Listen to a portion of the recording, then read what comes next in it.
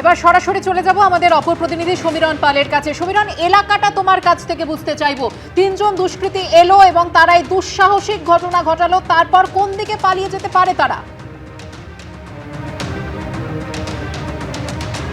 দেখো, তোমাকে বলি যে মধ্যমগ্রাম যে এলাকা, তার ভৌগোলিক যে অবস্থান, সেই অবস্থান থেকে যে রাস্তাঘাট রয়েছে, সেই রাস্তাঘাট থেকে একটা অপরাধ সংগঠিত করতে এর আগেও আমরা দেখেছি যে মধ্যমগ্রামে যখন বড় ধরনের ঘটনা ঘটেছে, খুনের ঘটনা সংগঠিত হয়েছে, সেক্ষেত্রে দুষ্কৃতীরা অবাধে অন্যত্র পালিয়ে গেছে। কিন্তু যে টপোগ্রাফি রয়েছে মধ্যমগ্রামে, সেই মধ্যমগ্রাম যে শৈলেশনগর দোহারিয়া যে রাস্তায় গতকাল রাত 10টা থেকে 10টা 15-র মধ্যে এই হাড়হীন করা হত্যাকাণ্ডের ঘটনা ঘটেছে, সেই রাস্তাটা তোমাকে একবারে বোঝাবার চেষ্টা করছি। কেমন শুভঙ্কর লাকে দেখাতে বলবো। আমরা রয়েছি দোহারিয়া শৈলেশনগরে। এই যে রাস্তা দেখাচ্ছে শুভঙ্কর, এই রাস্তা দিয়ে সোজা যশোর রোড পৌঁছে যাওয়া যায়।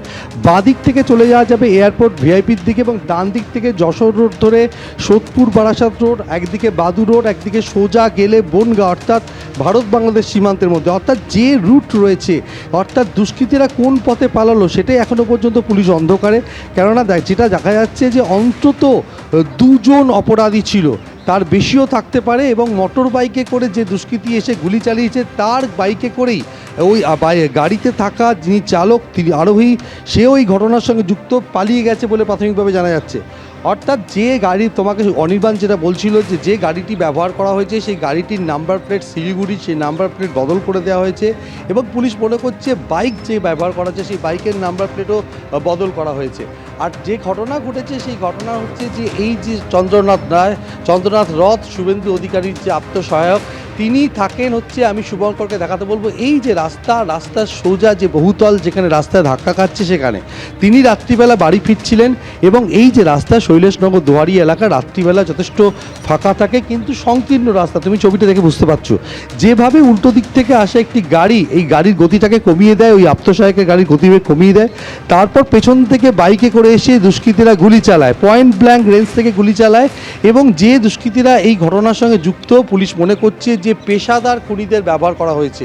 তারা কি ভাড়াটে খুনি, নাকি তাদেরকে এই পরিকল্পিত খুনের ঘটনার সঙ্গে কিভাবে নিয়োগ করা হলো, এই সমস্ত উত্তর তদন্তকারীরা জানার চেষ্টা করছে। গতকাল রাতে রাজ্য পুলিশের ডিজি থেকে শুরু করে শীর্ষ কর্তারা তারা ঘটনাস্থল আসেন, ঘটনাস্থল পরিদর্শন করেন। তবে প্রাথমিকভাবে যেটা বোঝা যাচ্ছে যে একেবারে পরিকল্পিত এই খুনের ঘটনা। এই খুনের ঘটনার জন্য বেশ কিছুদিন ধরে রেকি করা হয়েছে, কেননা চন্দ্রনাথ রথ তিনি এই কোন সময় এই কোন পথ দিয়ে বাড়ি ফেরেন সেটা দুষ্কৃতীদের নখদর্পণে ছিল। কেননা যেভাবে গোটা ঘটনাটা ঘটানো হয়েছে সেটা যে অত্যন্ত সুপরিকল্পিত এবং সুচতুরভাবে ঘটনা হয়েছে সেটা কিন্তু একেবারে স্পষ্ট।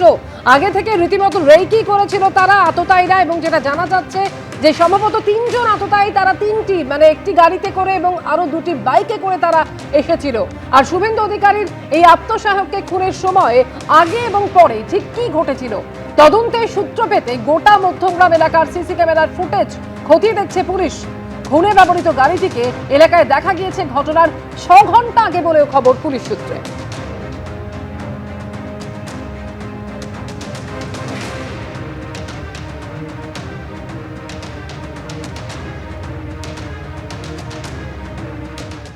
এবিপি আনন্দ, এগিয়ে থাকে, এগিয়ে রাখে।